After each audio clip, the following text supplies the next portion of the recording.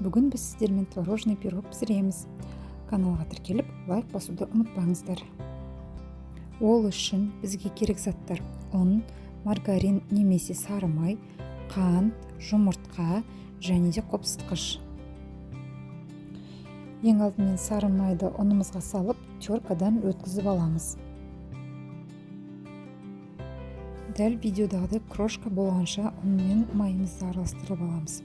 Үстінен қопсытқышымызды, қантымызды салып, тағы да бір жақсылап араластырамыз.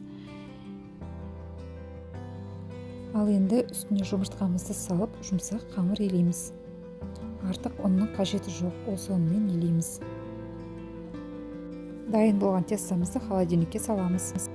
Ал енді начинкасын дайындаймыз. Ол үшін бізге керегі: сметана, қант, творог және жұмыртқа.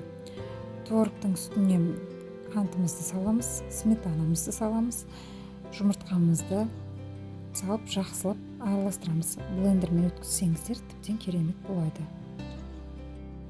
Начинкамыз дайын болды. Қамырымызды холодильниктен алып, форманың бойымен жайып шығамыз. Шетіне бортик жасауды ұмытпаймыз. Начинкамызды салып, духовкада пісіреміз. Пирогымыз дайын болды. Ас болсын.